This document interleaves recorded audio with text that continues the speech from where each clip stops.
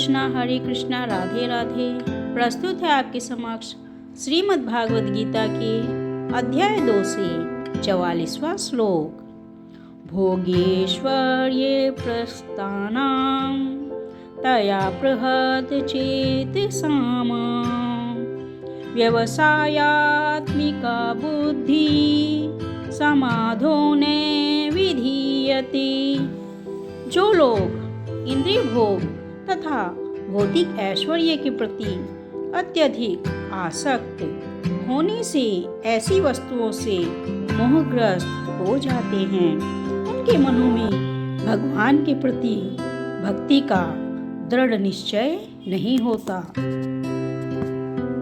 कहने का तात्पर्य है, समाधि का अर्थ है स्थिर मन। वैदिक शब्दकोश निरुक्ति के अनुसार समज्ञ आधीयते अस्मिन्नात् त्वयथात्मयम्।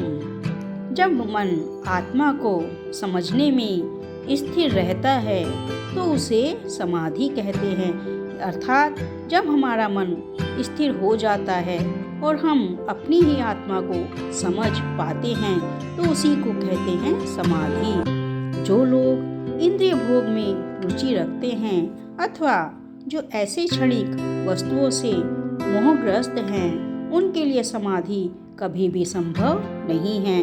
अर्थात यदि आप इंद्रिय भोग में रुचि रखते हो तो आप समाधि के लिए उपयुक्त नहीं हो, क्योंकि समाधि का अर्थ ही है मन को स्थिर रखकर अपने अंदर झांकना और अपनी आत्मा से साक्षात्कार करना। माया के चक्कर में पड़कर वे न्यूनाधिक पतन को प्राप्त होते हैं।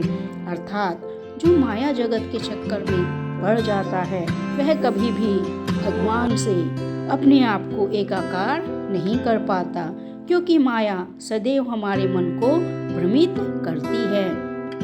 और यदि हमारा मन ही भ्रमित हो जाएगा तो हम ईश्वर की भक्ति किस प्रकार से करेंगे और किस प्रकार से हम अपनी आत्मा से साक्षात्कार करेंगे।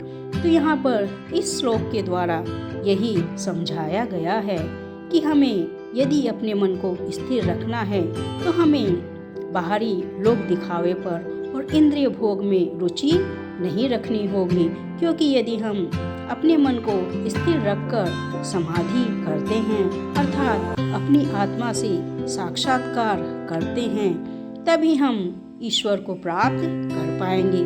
और यदि हम भोग विलास में और इंद्रिय भोग में उलझे रहेंगे तो हम कभी भी समाधि अर्थात अपनी आत्मा से साक्षात्कार नहीं कर पाएंगे।